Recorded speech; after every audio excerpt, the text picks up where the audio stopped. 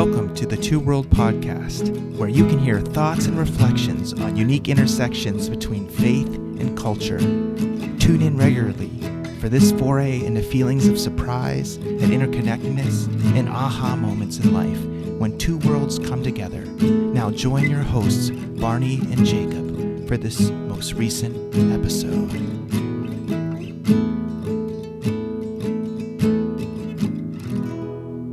Hello and welcome to this latest edition of the Two World Podcast. I'm your co-host this week, Jacob, and I'm joined by... I am Barney. And we're here to share further reflections on our time abroad and to give some summary to what was said. I'll mention that Barney spent time abroad and serving in Thailand, and some of the big insights that he gained from that time centered around hospitality. As he learned more about Thai culture, he learned maybe a greater sense or appreciation for giving and receiving gifts and being open to what others present, as well as sharing what he had to present. And that was inspiring to me. I love the idea of hospitality as a posture for life. And I think it's a way to navigate intercultural relationships, which is a big theme in our podcast. And so that was one of my big takeaways from Barney, that we need to be open to hospitality, both the giving and the receiving aspect of it. And I think, Barney, you said during that time that you felt you gained more than you gave, in a sense. So I thought that was also profound. And then just as a follow-up in the way of summary, I mentioned that empathy and listening were two things that I came away with from my time in Israel, which was marked by relationships with people on both sides of a conflict. I had Palestinian and Israeli friends and heard stories of suffering from both groups. And I came away feeling, boy, I just need to have a greater posture of listening and a greater sense and commitment to empathize with all parties involved with conflict, and to be about the work of peacemaking as much as possible and conflict transformation. And so that was a big takeaway for me. And so I'll just turn it over to Barney. And as you heard me kind of describing what I heard from your story, do you have any reactions to that? Yeah, that's very interesting that you found a way to sum up my experience that I related as centering around hospitality, because it never actually dawned on me that I was experiencing that and growing in a way. When you mentioned it, it clicked, and I thought, oh yeah, a lot of my time there, not just the way I tried to be of service when we visited patients, but living with the host family and working in the office and trying my hardest to find a way to kind of fit in there. Working in an office is such a cultural thing, no matter where you are, and trying to be able to find your own niche there is difficult. And if you can have that sense of hospitality, opening yourself up, showing that, I want to be able to contribute. I don't know what I'm doing, and maybe I'll spend a lot of time reading the paper, but I want to be able to contribute somehow. And then that kind of clears the way for them too, to be able to try to be hospitable to you, to find a way to let you into that situation. And yeah, when you put it that way, there were kind of three phases of my time in Thailand. The first phase, the short phase, was spending time with one of the main MCC people there and kind of just getting acclimated and taking language. And then maybe the next main phase was living with the host family and participating in the NGO there. And then the final phase, actually, I transitioned from the host family and actually started living at the office with another worker who he also lived there. And he was such a great guy. And we developed our own hospitality because he had been living by himself there at that time, and kind of became roommates in that way, even though, at nighttime we're sleeping on desks and things like that. But that's fantastic. I never thought that one great way to sum up my time there was a feeling and sense of hospitality. That's really interesting the way that you put that. Oh, thanks. Well, I'm kind of wondering, what was a word or a term that was prominent that summarized the time in your thinking? If maybe hospitality has emerged as, oh, you could see that kind of interpretation of your story, is there another viewpoint that you had before that you put your finger on that's like, boy, this other area was also how Mm-hmm. I thought of Mm-hmm. my time in Thailand. Yeah, I think that maybe up until that point, I had actually also thought of empathy. That was Mm, one thing that jumped out at me since especially we're dealing with the patients that we deal with, since there was such a stigma that they had to try and overcome. They had to hide as best that they could that they had HIV or AIDS or HIV, just because of the society.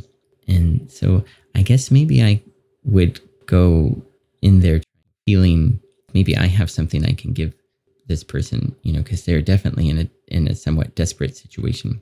mm, And if I can try to understand their situation, maybe I can relate to them better, even though I could speak Thai fairly well. There were all kinds of subtle things that I couldn't get, and I didn't. And of course, being a little shy, maybe I was worried to risk, put myself out there with the risk of, putting my foot in my mouth or something like that. mm, And so try to show emotional empathy in that way. mm, And another maybe kind of analogy that I had of my time in Thailand, shortly before going to Thailand, I stayed with my sister in Colorado, and they have what they call the 14ers. I think it's maybe 50 or so mountain peaks that are above 14,000 feet.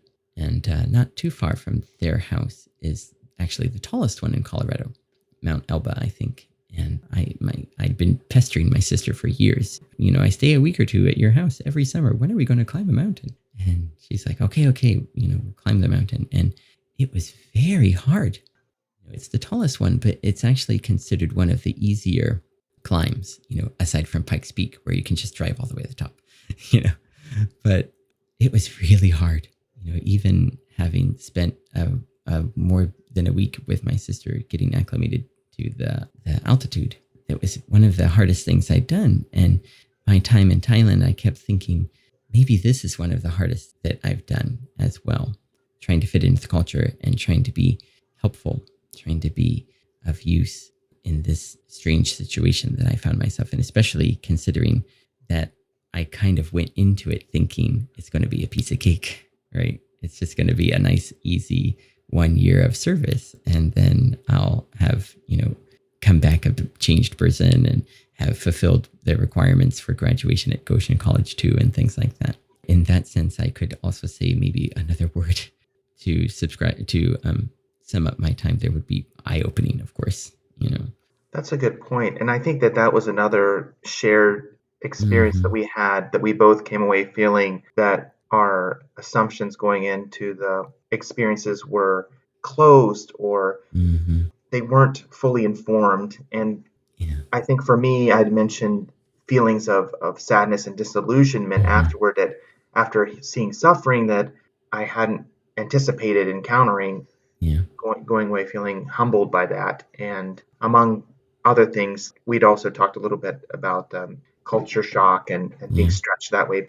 But I think that it sounds to me like you as well, coming away feeling, boy, going into the experience, I thought it would feel this way, but Mm-hmm. coming out, I recognize how hard it was and how much I'm grateful that I was stretched. At least Yeah. that's what I was Yeah. picking up. Yeah. And I love your analogy of climbing the mountain with your sister, Mm. because we all have probably in our mind this sense of what it would be like to get to a mountaintop, very glorious, and Yeah. it would feel grand, and it Mm. would feel very inspiring. And at the same time, it's hard work. And when you Mm. get there on the ground, it can be exhausting. You have to get acclimated to the altitude. Yeah. I went to Pikes Peak. That's Right. one of the places I visited, and we did drive quite a bit Right. up the mountain. But even just the little bit of walking we did do with that altitude, it Yeah. really is different. And Yeah. I guess maybe that's a good metaphor for an intercultural experience. Mm. You go and you see something you never see in ordinary life. It's so Yeah. unique. You get this new perspective, but in the midst of that, your oxygen supply, or your sense of what's familiar or normal, is different, Yeah. and you're like, oh, I have to adjust to this and take some extra breaths. And I think that we both seem to work at that in our own experiences. Yeah.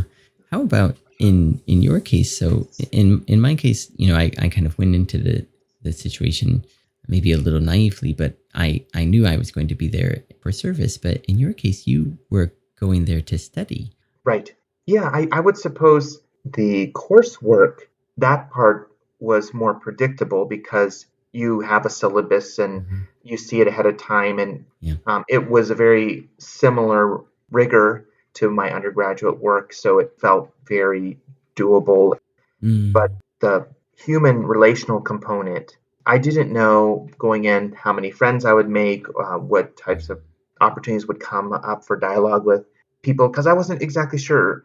I assumed how a lot of people would be good at speaking in English, Oh. and I knew some modern Hebrew. What I didn't Mhm. know is that there was a large contingent of French-speaking students there, Oh, so wow. I had a lot of Really? chances to talk with students in Huh. French. But like I mentioned before, I made Palestinian and Israeli friends who were Yeah. very skilled at speaking in English, which enabled more nuanced conversations to happen. And Oh, yeah. so that was a great surprise. I think, like I mentioned before too, the narrative or the story or the way of interpreting the Middle East peace conflict there in Mhm. Israel had always been presented to me through a lens that was informed more by the Israeli experience. And so Mhm. going in and Yeah. having conversations with the Palestinians, it just made the issue, the reality of it more complex in my mind. And I was grateful for it to hear their experiences as well and coming away trying to weigh both of those and humility. And it was interesting because when I came back, there was a student at the College of Worcester who Mm. was Palestinian, and we had some really interesting conversations. I remember one in particular, we were talking about the Western Wall on the Yeah. Temple Mount, which is this holy site for Jews, Christians, and Muslims. For Jews, because Mhm. the Western Wall is the last remaining standing portion of the old temple area, Mhm. and for Muslims, because the Al Aqsa Mosque, which is where they Mm. believe that Muhammad ascended to heaven from. Okay. And for Christians, right around that area, there are a lot of sites in the life of Christ, but coming to the temple areas where he taught. So, Oh. anyway, I remember saying to this Palestinian student, wouldn't it be interesting or much better if Israel would also fly a Palestinian flag there in that area Mhm. because so many Palestinians come? And he said, or they could fly no flags. And I thought, oh, isn't Yeah. that interesting? Like assumptions about power Mm. and symbolism, and just there were so many conversations like that with people that you, if you're not steeped in the situation or haven't grown Right. up, you come in and you just don't know what things evoke. And for him, this idea of a flag would evoke certain feelings, and to Yeah, not have really. any flags felt even more freeing, which I was interesting. Yeah, wow. The classmates that you had, were they studying similar major or were they there for a similar reason? And did you also find it, maybe was it easier? Was it harder? Did it take more time to be able to communicate or speak freely with the Palestinian students or the Israeli students, or was there nothing like that? The students in the program I was in were at the Rothberg International School, which is a subdivision of the Hebrew University, and it's all set up for servicing foreign students who are coming to the university. And so most of the Mm. courses there are taught in English. When you're doing Mhm. the immersion Hebrew program, what they call the Mhm. Ulpan, Ah, yeah. that is mostly in Hebrew, but all the other coursework is in Mhm. English. So I had colleagues from different places around the world, quite a few from Europe. Mhm. Many of the students had a Jewish heritage, and so we were able to communicate very quickly and easily because most of the courses were in English, but Right. they were there for different reasons. Some were in undergraduate, like me, Uh-huh. some were coming back as a second career, or just were wanting to learn a language because they and to travel Mm. and combine the two for the summer. And Mhm.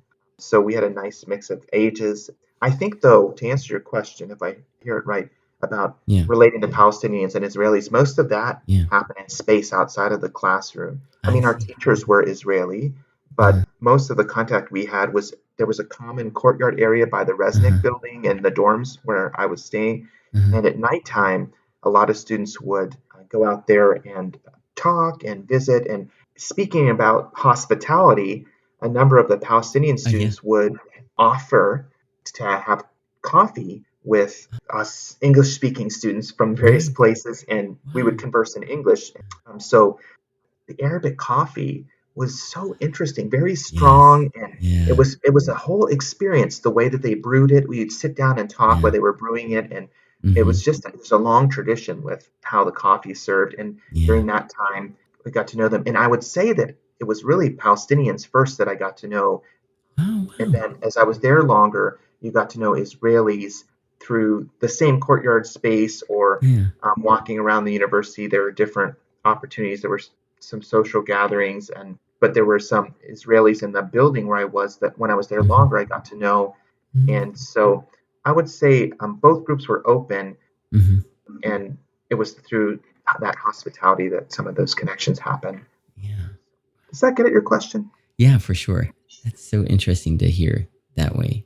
Yeah, because maybe my initial thinking was that it would be the opposite, but that's really fantastic. And I think maybe I have had Arabic coffee before, and I love it. So I can just imagine being able to have it there, and then I can just really see the great conversation you could have connected with that. There was one other memory that I just want to share real quickly about this sense of hospitality. There was this group of Palestinian students who would Hmm. go at 3 in the morning and take a taxi into the old city in Jerusalem and eat hummus at this one place and Really? tell stories and joke around. I remember it was like a big deal to get invited to this Oh, thing okay. because it was like this tradition that was known by the other students, and Yeah. I got invited to go Oh, nice. eat hummus at 3 in the morning, and Oh, man. like enough of us who could just barely squeeze into a cab, and we're driving there, and there's a lot of people laughing, and then we get there, and I don't know if you've had that experience where you're Mm. observing other people and they're kind of at ease, just being themselves, and you're invited into that, Oh, and it yeah. feels so rich and rewarding. So Yeah, that really. was one of my cherished memories. And then one other one that was very cherished. Yeah. There was a tradition the night before the festival called Shavuot, which Mm. we celebrated in the Christian context as Hmm. Pentecost. Hmm. Shavuot was celebrating receiving of the Torah Right. on Mount Sinai, Hmm. which is interesting when you lay that beside the Christian celebration of the receiving of the Holy Spirit. But anyway, Yeah.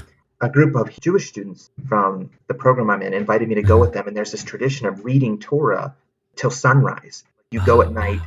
and then you go to the Temple Mount before Mm. sunrise, and then Mm. people are reading scripture as the sun comes up as they Oh, wow. celebrate that receiving of the Torah on Mount Sinai. And so I got to go with some of this Jewish students from the program, and there Hmm. were Israelis. All we Oh, were in a group. We got to hear Torah being read, and then we got to go over to the Temple Mount. So that was another one of those times where you felt invited into something oh, really? that as an outsider that you were brought in to experience something you wouldn't normally Hmm. experience that was really rich.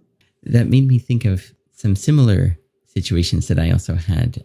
I realized you and I were pretty close in age as to when we were on these trips. I had basically just graduated. I was 22, 23. And I guess you were probably in 20 or 21. Is that right? Right. So we were pretty much coming from a very similar background or a situation in our lives when we were there. I had the chance to hang out with a lot of college kids who were at the Christian college there, which was actually just across the street from the NGO I was working at. And yeah, similar to that, like if they invited me into their shared dorm space or someone's kitchen and they're just singing or having fun or making jokes. And exactly, really through that laughter, you feel that you find a way to belong. And when I said that Thailand is the land of smiles, there was some, I can't even describe it, but there is like a unique, I don't want to say laughter because that doesn't quite describe it really well, but there's a certain time when in a conversation you have to laugh in a certain way. And Mm, it's really hard to describe. interesting. Yeah, like even the laughter has a certain tone to it, and you pick it up and you pick it up. And I wanted and wanted and wanted to be able to do that. And it was really finally then near the end of my trip when I something clicked, and I said, "Oh, Mm, that's it." And then of course it wasn't even with trying. Like I just understood what was going on, and I laughed with everyone else at the same time and got the right laughter going. And it's just through that feeling that you really kind of feel like you're again invited in and sharing in the hospitality and sharing with the good times that everyone's having. Oh, that's so interesting. I love that Hmm. image of learning to laugh. with Yeah. your friends and neighbors as being a sign of feeling included, Mm-hmm. Mm-hmm. because humor is a fun and enjoyable part of communication. To Mm-hmm. participate in that is a deeper level of connection. That's fascinating.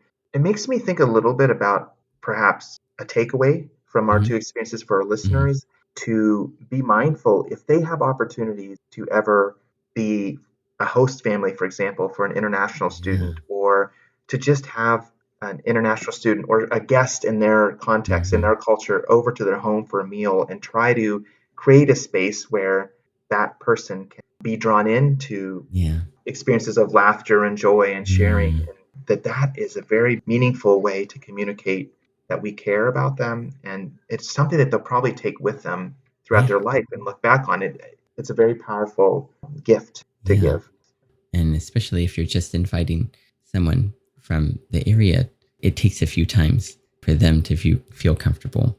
And Right. speaking from my own experience, and then they can feel a part and feel welcome and feel that warmth and that hospitality, right?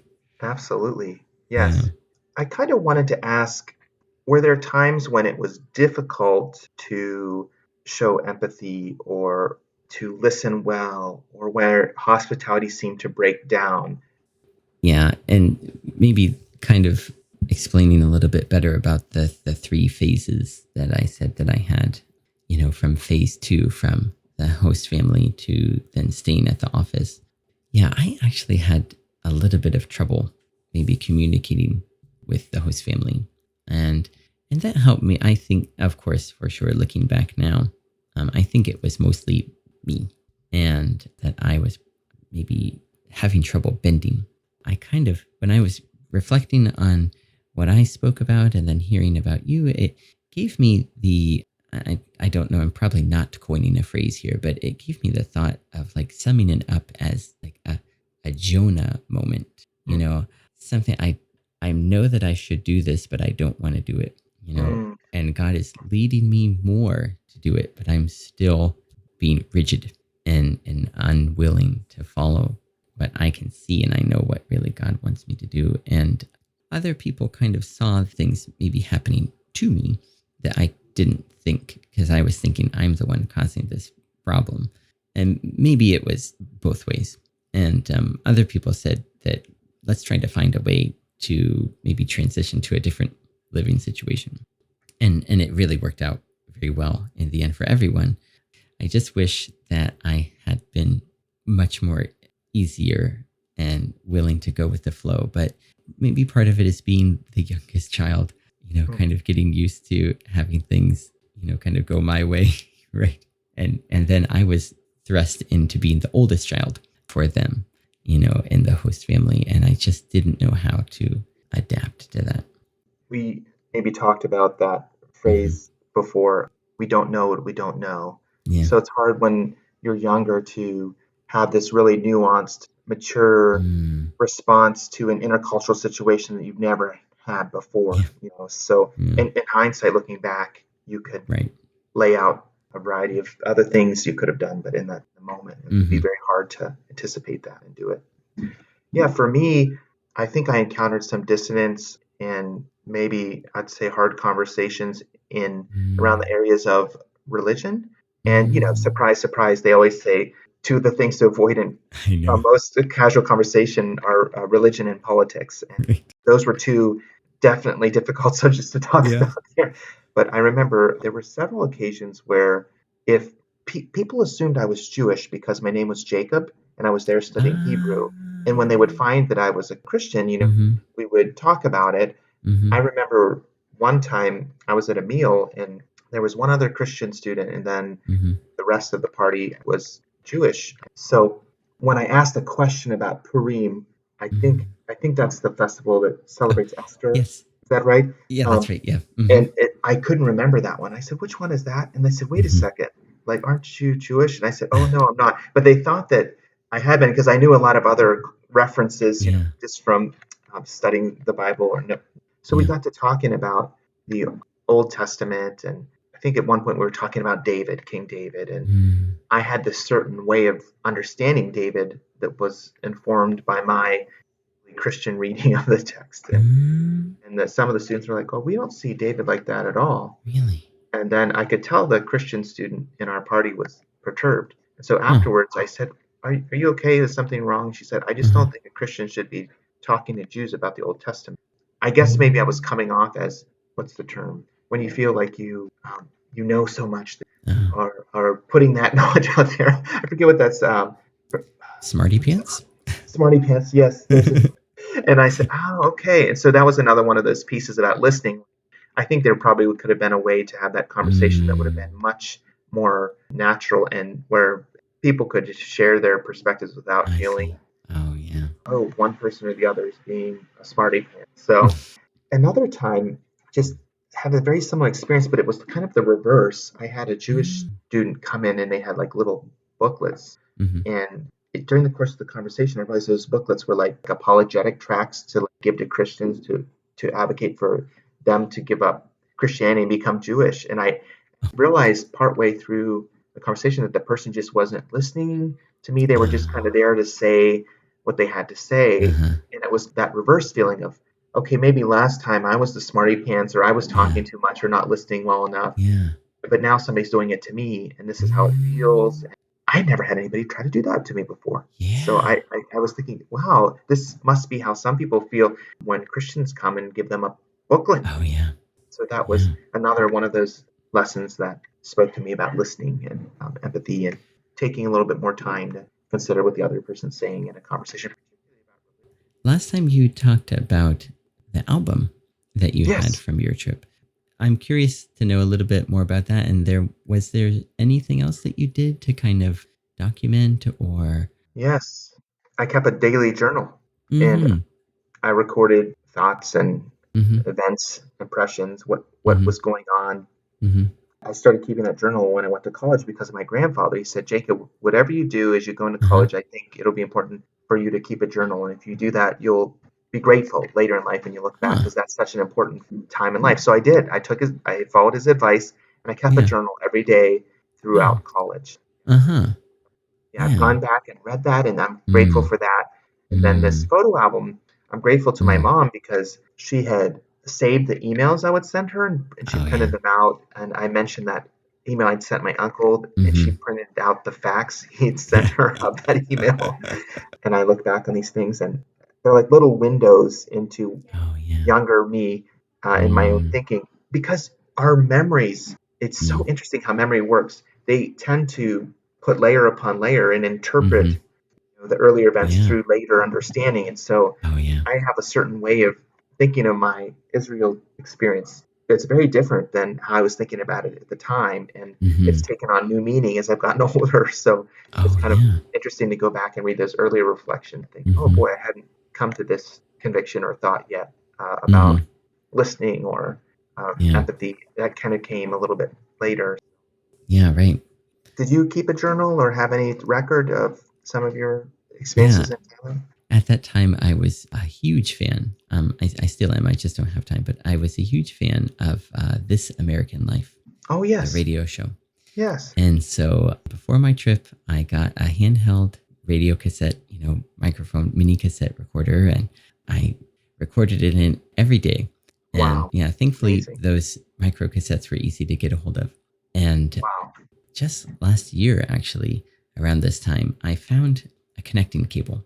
And so I could use the line in and the line out on the radio and on the computer, and I got everything digitized. Amazing. Yeah. But of course, then I listened to it again, and I was like, really? Who is this guy? What was I talking about? What was I thinking back then?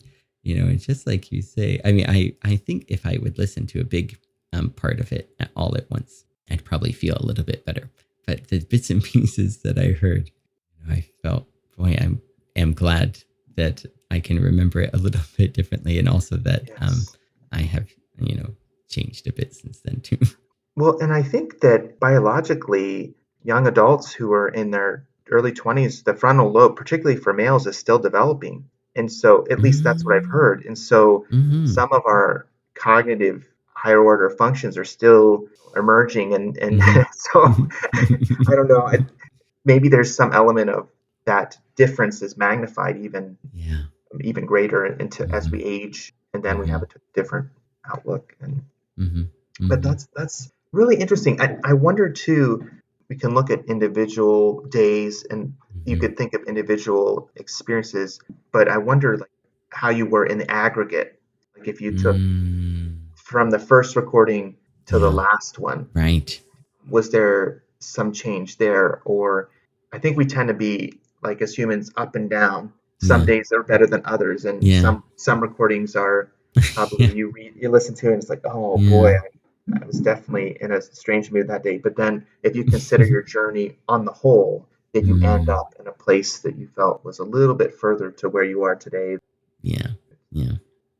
Barney, it's been really enjoyable to spend time reflecting with you today about our experiences. Thank you so much for taking time for this. I remember one of the first episodes, I think, where Jacob said we're just two friends talking together. And through this experience, building our foundation, starting on our jumping off point, we also found more things that we have in common and kind of a little bit deeper foundation for our friendship too. And so we hope that you got that sense as well and that you've enjoyed listening to the first 3 episodes that we have so far. Thank you again, as always, for giving us your time and listening along with us.